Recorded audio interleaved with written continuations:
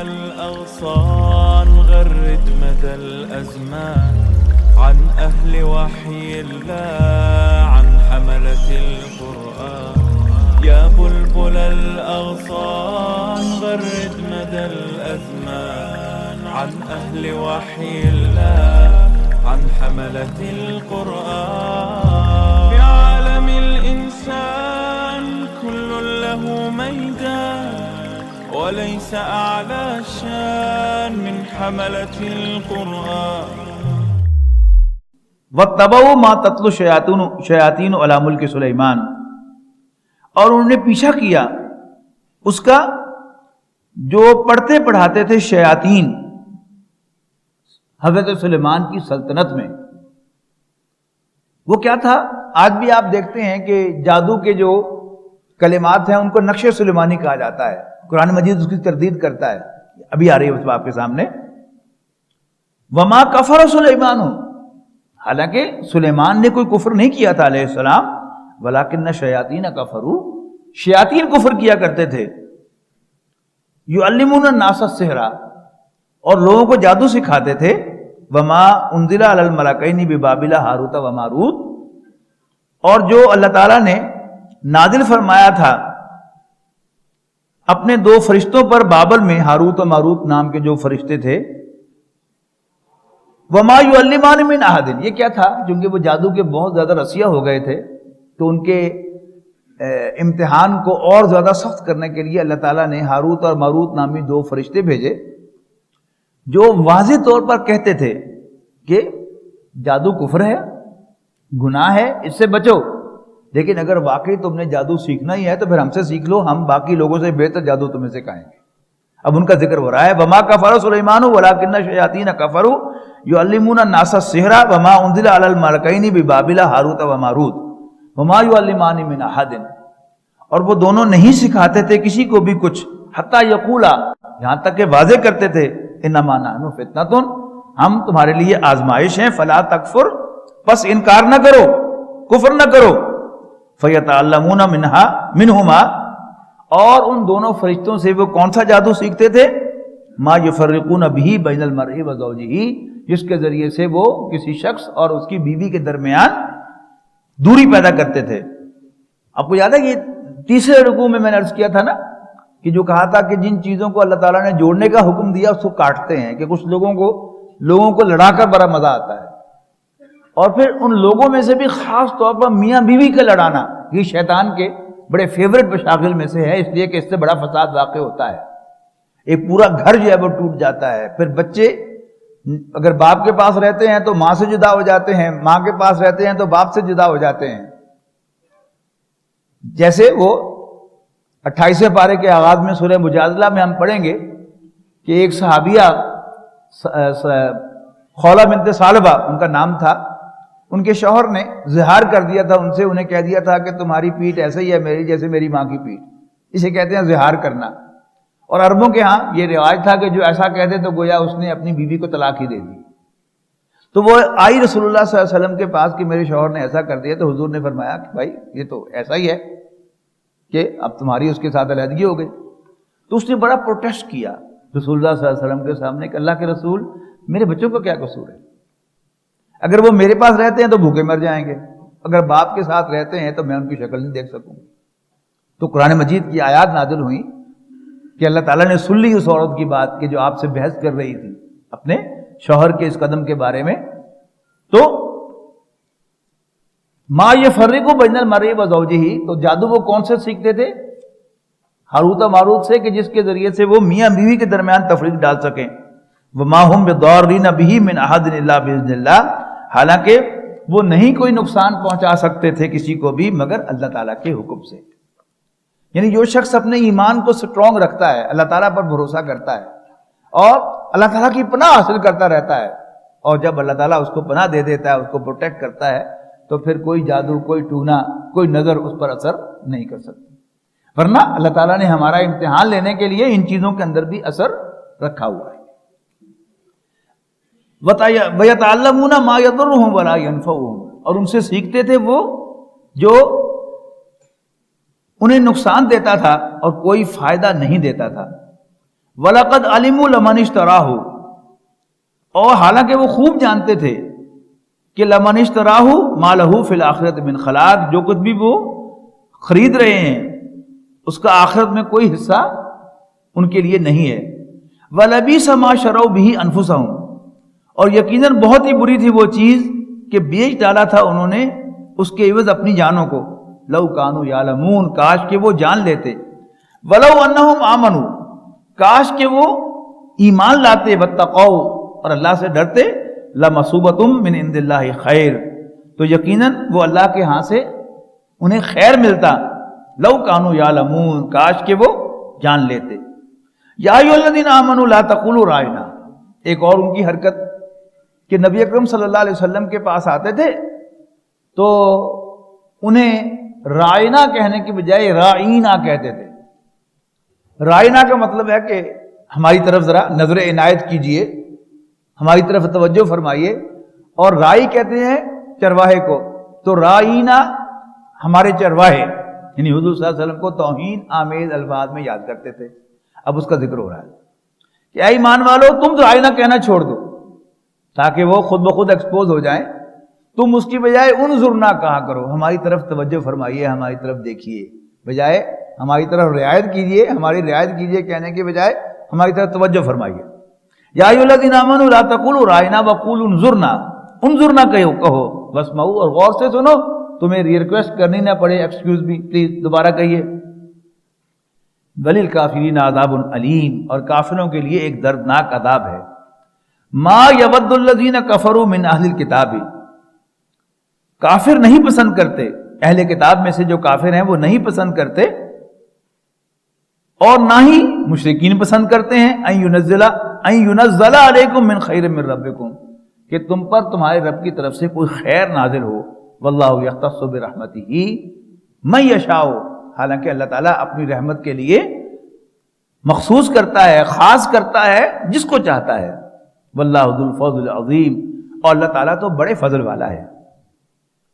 ما ننسخ من آیت او ننسها، یہ ایک اور اعتراض کہ قرآن مجید میں ناسخ و منسوخ ہیں، پہلے ایک حکم آیا پھر اس کو منسوخ کیا، دوسرا حکم آ گیا۔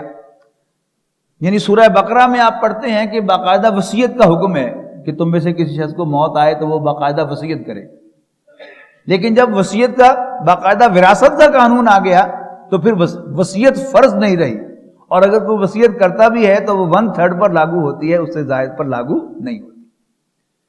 اب اس پر اعتراض انہوں نے کیا کہ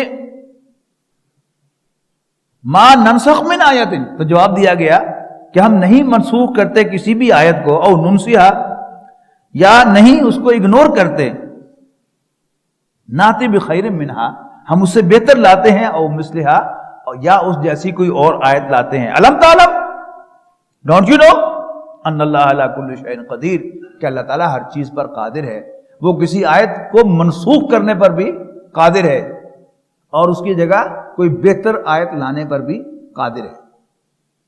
علم تعلم، یہ بڑی اہم بات ہے کہ اللہ تعالیٰ کا علی کل شیء قدیر ہونا، وہ ہر چیز پر قادر ہے، وہ اپنا حکم تبدیل بھی کر سکتا ہے، اپنا حکم منسوخ بھی کر سکتا ہے، اپنی اتاری ہوئی آیت منسوخ بھی کر سکتا ہے، اس کو ریپلیس بھی کر سکتا ہے۔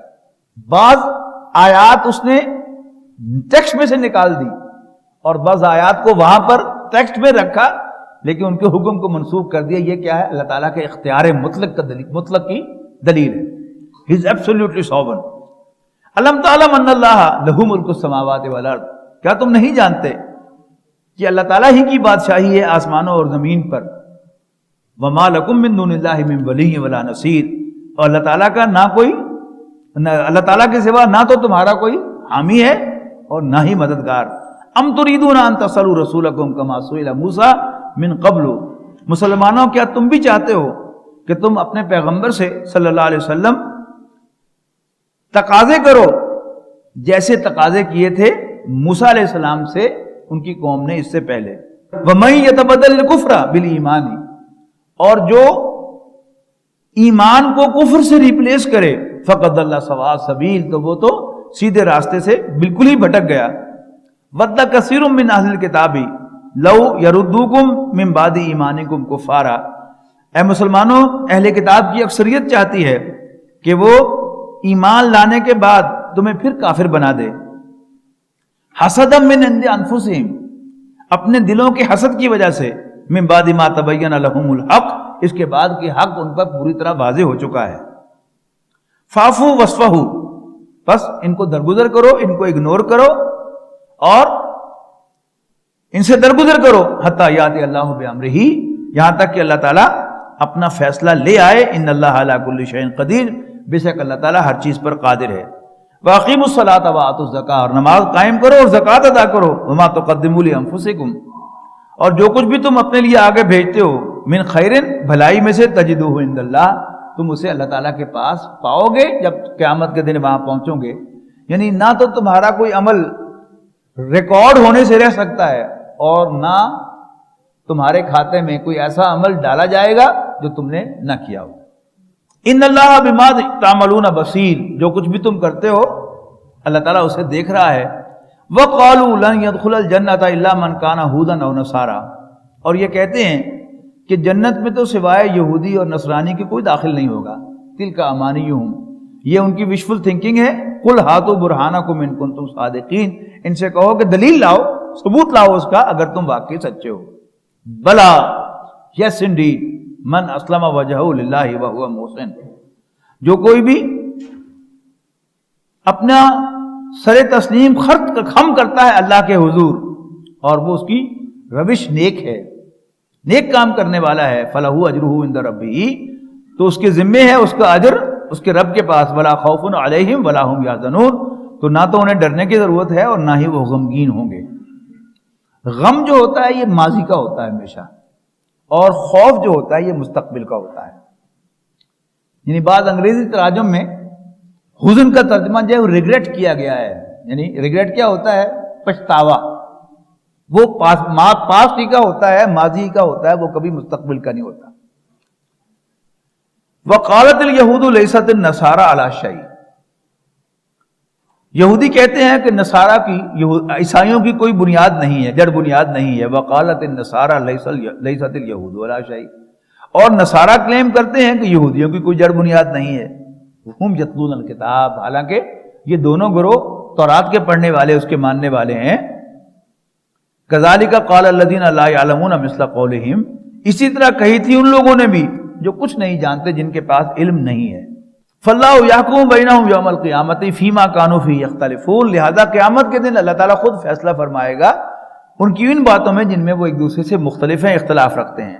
ومن اظلم ممن منع مساجد اللہ، تو اس سے بڑھ کر ظالم کون ہے، اور اس سے بڑھ کر ظالم کون ہے جو اللہ کی مسجدوں میں داخل ہونے سے روکے، ان یذکر فیہا فی اسمہ، کہ ان میں داخل ہو کر اللہ تعالیٰ کے نام کو یاد کیا جائے، وسعی فی خرابہا، اور مسجدوں کو ویران کرنے کی کوشش کرتے ہیں۔ اولئک ما کان لہم ان یدخلوہا، ایسے لوگوں کو یہ حق نہیں ہے کہ وہ مساجد میں داخل ہوں، الا خائفین، مگر اللہ تعالیٰ سے ڈرتے ہوئے، لہم فی الدنیا خزی ولہم فی الآخرۃ عذاب عظیم، ان کے لیے دنیاوی زندگی میں بھی رسوائی ہے اور آخرت میں بھی ان کے لیے بہت بڑا عذاب ہے۔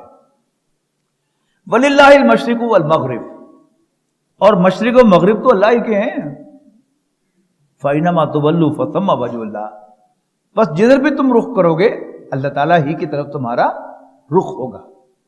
وہ جو بات غالب نے کہی تھی کہ ہے پرے سرحد ادراک سے اپنا مسجود، ہم مغرب کی طرف خانہ کعبہ کی طرف رخ کرتے ہیں اس لیے نہیں کہ خانہ کعبہ میں اللہ تعالیٰ رہتا ہے، نو، اللہ تعالیٰ نے حکم دیا ہے کہ اس مسجد کی طرف تم رخ کیا کرو، خانہ کعبہ کی طرف رخ کیا کرو، اس لیے کرتے ہیں۔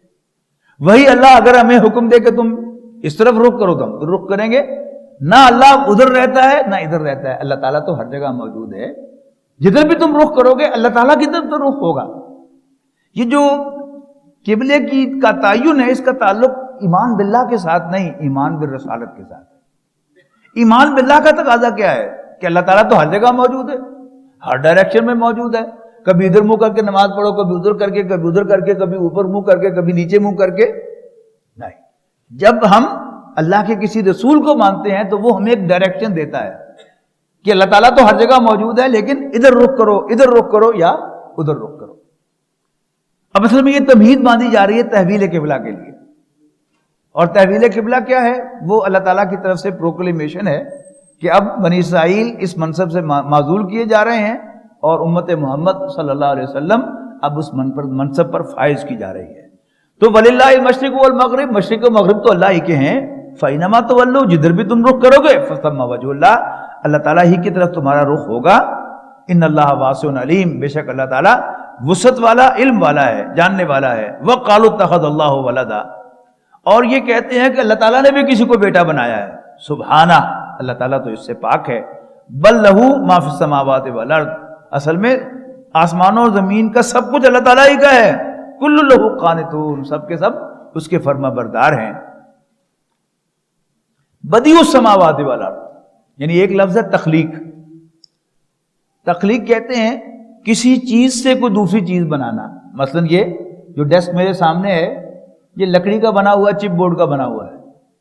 چپ بورڈ کیسے بنا ہے؟ اس کا بھی پہلے میٹیریل موجود تھا، اس کو ایک خاص طریقے سے اس کا بورا بنا کر اور پھر خاص طریقے سے اس کا کوئی چیز بنا کر چپ بورڈ بنا ہے.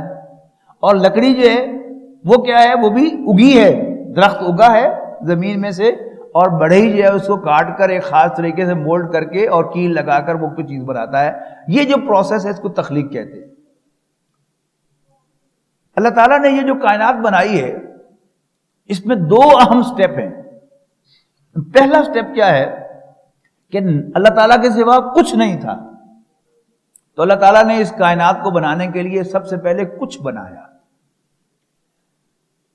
جسے انگریزی میں کہتے ہیں creation ex nihilo, creation from nothing. اور اس کے بعد پھر تخلیق کا پروسیس شروع ہوا، تو اس کو کہتے ہیں ابداع. اس کے اعتبار سے اللہ تعالیٰ کا نام کیا ہے؟ البدیع، المبدع.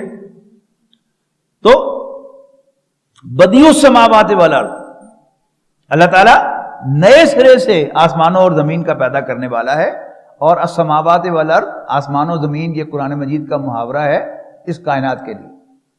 تو بدیع السماوات والارض، اللہ تعالیٰ نئے سرے سے پیدا کرنے والا ہے آسمانوں اور زمین کا. وَإِذَا قَضَىٰ أَمْرًا، اور جب وہ کسی کام کا فیصلہ فرماتا ہے فَإِنَّمَا يَقُولُ لَهُ كُن فَيَكُونُ، تو وہ کہتا ہے ہو جا اور وہ ہو جاتا ہے. یعنی تخلیق کے مقابلے میں امر، تخلیق وہ ہے کہ جس میں ایک پروسیس انوالو ہوتا ہے، ایک ٹائم انوالو ہوتا ہے. اور امر کیا ہوتا ہے؟ جو سائملٹینیسلی اور انسٹنٹینیسلی اللہ تعالیٰ کے جو کام ہوتے ہیں وہ سمپلی کہتا ہے ہو جا اور وہ ہو جاتا ہے. تو ان کو عالم امر کے کام کہتے ہیں.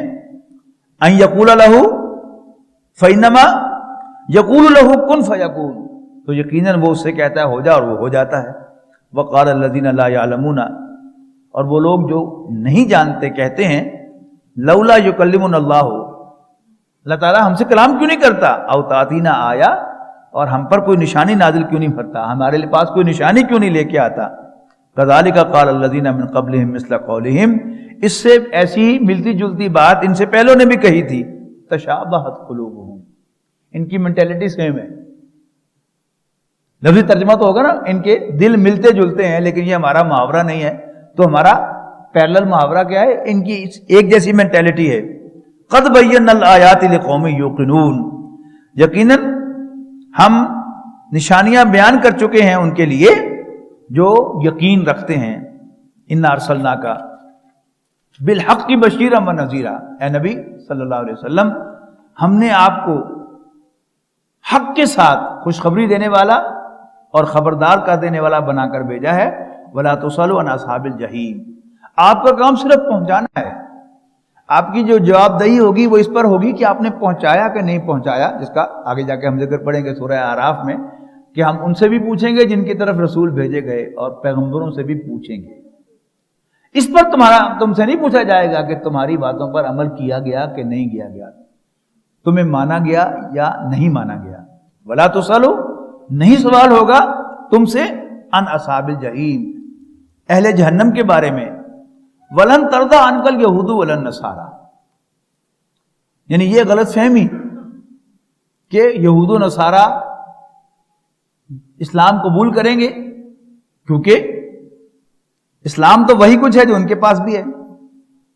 اس بات کو ذہن سے نکال دو. ولن ترضا کبھی نہیں راضی ہوں گے تم سے الیہود ولن نصارا، نہ یہودی نہ نصرانی، حتی تتبع ملتہم، یہاں تک کہ تم ان کے مذہب کی پیروی کرو. قل ان ھدی اللہ ھو الھدی، کہہ دو، اعلان کر دو کہ اللہ تعالیٰ کی رہنمائی ہی اصل رہنمائی ہے. ولن اتبعت اہواءہم، اور اے نبی اگر آپ نے کہیں ان کی خواہشات کی پیروی کی، بعد الذی جاءک من العلم، اس کے بعد کہ آپ کے پاس علم آ چکا ہے، ما لک من اللہ من ولی ولا نصیر، تو اللہ تعالیٰ تم سے ناراض ہوگا اور پھر اس کے بعد نہ کوئی تمہارا حمایتی ہوگا نہ مددگار. الذین آتیناہم الکتاب یتلونہ حق تلاوتہ، وہ لوگ جن کو ہم نے کتاب عطا فرمائی ہے وہ اسے پڑھتے ہیں جیسا کہ پڑھنے کا حق ہے. اولئک یؤمنون بہ، یہی وہ لوگ ہیں کہ جو اس پر واقعتاً ایمان رکھتے ہیں. ومن یکفر بہ، اور جو کوئی اس کا انکار کرے، فاولئک هم الخاسرون، تو ایسے ہی لوگ گھاٹے سے دوچار ہونے والے ہیں. اب وہ جو چھٹے رکوع کے آخر میں شروع میں 2 آیات آئی تھی جہاں سے میں نے کہا تھا نا کہ یہ اب ان کے خلاف پروزیکیوشن، استغاثہ شروع ہو رہا ہے، ان کے جرائم کی فہرست آ رہی ہے، اب اس کو بریکٹ کیا جا رہا ہے. ابتدا میں بھی یہی آیت اور آخر میں بھی یہی آیت، یا بنی اسرائیل اذکروا نعمتی التی انعمت علیکم، اے اسرائیل کے بیٹو، اے یعقوب کے بیٹو، اے بنی اسرائیل، یاد کرو میری اس نعمت کو جو میں نے تم پر فرمائی تھی. وانی فضلتکم علی العالمین، اور میں نے تمہیں تمام جہانوں پر ایک ایج دی تھی، ایک فضیلت عطا فرمائی تھی. دوسری آیت میں تھوڑا سا لفظی فرق ہے ترتیب کا، باقی مفہوم بالکل وہی ہے. واتقوا یوما لا تجزی نفس عن نفس شیئا، اور ڈرو اس دن سے جس دن کوئی شخص کسی شخص کو کوئی فائدہ نہ پہنچا سکے گا. ولا یقبل منہا عدل، اور نہ ہی سے ان سے کوئی کمپنسیشن لی جائے گی. ولا تنفعها شفاعت، اور نہ ہی کسی شخص کو فائدہ دے گی کوئی شفاعت، کوئی سفارش. ولا هم ينصرون، اور نہ ہی ان کی مدد کی جائے گی. وَإِذِ ابْتَلَىٰ إِبْرَاهِيمَ رَبُّهُ بِكَلِمَاتٍ، اور یاد کرو جب ابراہیم کو ان کے رب نے کئی باتوں میں آزمایا، یعنی جب ایگزامینر کہہ دے بھئی واہ میں نے مشکل سے مشکل سوال پوچھے لیکن اس اسٹوڈنٹ نے کوئی سوال ڈراپ نہیں کیا، تو ثبوت ہوتا ہے کہ یہ واقعتاً وہ بہت انٹیلیجنٹ اسٹوڈنٹ ہے. اب یہاں اللہ تعالیٰ کہہ رہا ہے کہ ابراہیم کو ان کے رب نے کئی باتوں میں آزمایا، فاتمہن، وہ ان سب میں پورے اترے. قال انی جاعلک للناس اماما، تو اللہ تعالیٰ نے ابراہیم علیہ السلام سے فرمایا کہ میں تمہیں تمام انسانوں کا امام بناتا ہوں، لیڈر آف مین کائنڈ. اور آپ دیکھ لیجئے ہم بھی حضرت ابراہیم علیہ السلام کو کس عزت کی نگاہ سے دیکھتے ہیں، اس پر مجھے کچھ کہنے کی حاجت نہیں. عیسائی بھی حضرت عیسیٰ کو مانتے ہیں، عزت دیتے ہیں، اور یہودی بھی حضرت عیسیٰ کو مانتے ہیں، عزت دیتے ہیں. اور پھر ایک بہت بڑی کمیونٹی دنیا میں کیا ہے، وہ ہندو کمیونٹی ہے. مولانا مناظر حسن گنانی رحمۃ اللہ علیہ کے نزدیک ہندوؤں کے ہاں جو برہما ایک ان کا اوتار ہے وہ حضرت ابراہیم علیہ السلام ہی کی بدلی ہوئی شکل ہے. تو گویا پوری نوع انسانی آج بھی ان کو امام مانتی ہے، جو قرآن مجید ڈکلیئر کر رہا ہے. قال ومن ذریتی، حضرت ابراہیم علیہ السلام نے فوراً سوال کیا اللہ تعالیٰ سے کہ یہ امامت صرف میرے ہی لیے ہے یا میری اولاد بھی نوع انسانی کی امام رہے گی؟ قال لا ینال عہد الظالمین، اللہ تعالیٰ نے فرمایا کہ میرا وعدہ ظالموں کو انکلوڈ نہیں کرے گا. وَإِذْ جَعَلْنَا الْبَيْتَ مَثَابَةً لِلنَّاسِ، یعنی انسان کے یہ فطری ایک جذبہ ہے کہ وہ خیر اپنوں میں بانٹنا چاہتا ہے. جو بھی شریف آدمی ہوگا تو اس کو تھوڑی سی بھی کوئی خیر ملے گی تو وہ اپنے پورے خاندان کو شریک کرے گا اس میں. لیکن جو پرورٹڈ نیچر کا مالک ہوگا وہ چھپا کے رکھے گا کہ میرے عزیز و اقارب کو پتہ نہ چل جائے، وہ مجھ سے کہیں ادھار مانگنے نہ آ جائیں، وہ میرے سے کھانے نہ آ جائیں. تو یہ کیا ہے؟ حضرت ابراہیم علیہ السلام کی گڈ نیچر جو ہے اس کا ایک ثبوت ہے. وَإِذْ جَعَلْنَا الْبَيْتَ مَثَابَةً لِلنَّاسِ وَأَمْنًا، اور یاد کرو جب ہم نے گھر کو، یعنی مراد کیا ہے، اللہ کے گھر کو، بیت اللہ کو بنایا مَثَابَةً لِلنَّاسِ، لوگوں کے لیے لوٹ کر آنے کی جگہ، وَأَمْنًا، اور امن کی جگہ. وَاتَّخِذُوا مِن مَّقَامِ إِبْرَاهِيمَ مُصَلًّى، تو اے مسلمانوں تم مقام ابراہیم کو نماز کی جگہ بناؤ. اور آپ میں سے جن حضرات کو بھی اللہ تعالیٰ نے حج یا عمرے کی سعادت عطا فرمائی ہے تو ہر طواف کے آخر میں مقام ابراہیم پر 2 نفل پڑھے جاتے ہیں. تو یہ فاتخذوا من مقام ابراہیم مصلی، اور ابراہیم کے مقام ابراہیم کو نماز کی جگہ بناؤ. وَعَهِدْنَا إِلَىٰ إِبْرَاهِيمَ وَإِسْمَاعِيلَ أَن طَهِّرَا بَيْتِيَ لِلطَّائِفِينَ وَالْعَاكِفِينَ وَالرُّكَّعِ السُّجُودِ، اور ہم نے وعدہ لیا ابراہیم و اسماعیل سے کہ میرے گھر کو پاک اور صاف رکھنا طواف کرنے والوں کے لیے، اعتکاف کرنے والوں کے لیے، اور رکوع و سجود کرنے والوں کے لیے، یعنی نمازیوں کے لیے. وَإِذْ قَالَ إِبْرَاهِيمُ رَبِّ اجْعَلْ هَٰذَا بَلَدًا آمِنًا، اور یاد کرو جب ابراہیم نے درخواست پیش کی کہ ربا بنا دے اس کو امن کی جگہ، یعنی مکہ مکرمہ کو امن کی جگہ بنا دے، لیکن سب کے لیے وَارْزُقْهُم مِّنَ الثَّمَرَاتِ، اور اس کے رہنے والوں کو پھلوں سے نواز، میووں سے نواز، لیکن سب کو نہیں. مَنْ آمَنَ مِنْهُمْ بِاللَّهِ وَالْيَوْمِ الْآخِرِ، جو ان میں سے اللہ اور آخرت پر ایمان لائے. یہ بھی کیا ہے؟ حضرت ابراہیم علیہ السلام کی اپنے رب کے سامنے سر تسلیم خم، یعنی دعا کی تھی نا، پوچھا تھا نا کہ کیا میری اولاد بھی امام ہوگی، تو اللہ نے کہا ظالم انکلوڈڈ نہیں ہے. اب خالص دنیا کی دعا کر رہے ہیں کہ اس شہر کے رہنے والوں کو، اس کو امن کی جگہ بنا، اور اس کے رہنے والوں کو پھلوں سے نواز. تو فوراً کہا کہ سب کو نہیں، ان میں سے جو ایمان لائیں اللہ پر اور آخرت پر ان کو. اب یہاں پھر اللہ تعالیٰ نے کریکشن فرمائی، نہیں. قال ومن کفر، اللہ تعالیٰ نے فرمایا کہ جو کوئی کفر بھی کرے گا فَأُمَتِّعُهُ قَلِيلًا، تو میں اس کو کچھ نہ کچھ ضرور دوں گا. ثُمَّ أَضْطَرُّهُ إِلَىٰ عَذَابِ النَّارِ، پھر میں اسے گھیر لاؤں گا آگ کے عذاب کی طرف. وَبِئْسَ الْمَصِيرُ، اور وہ بہت برا ٹھکانہ ہے.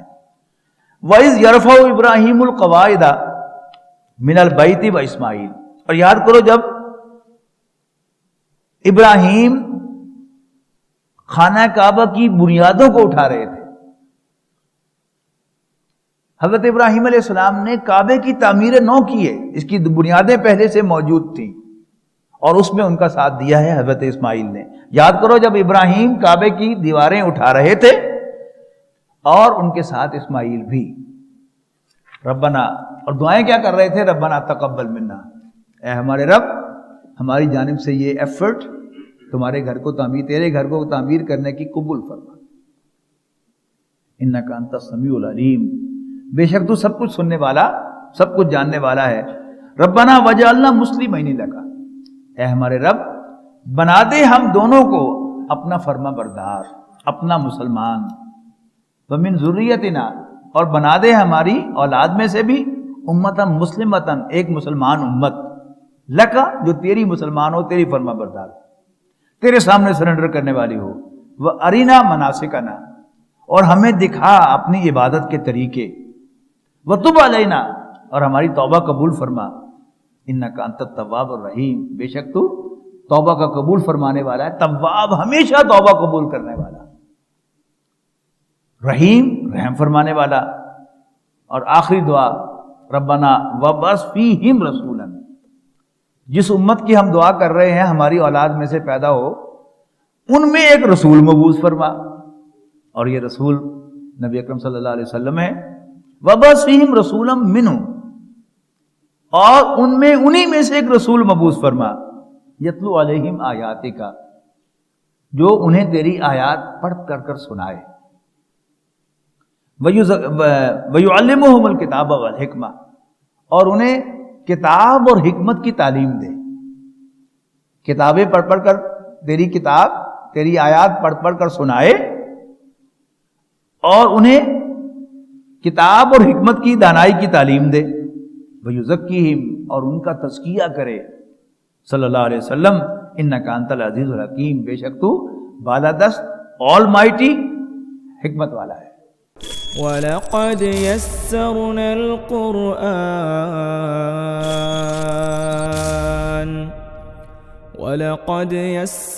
الْقُرْآنَ لِلذِّكْرِ فَهَلْ مِن مُّدَّكِرٍ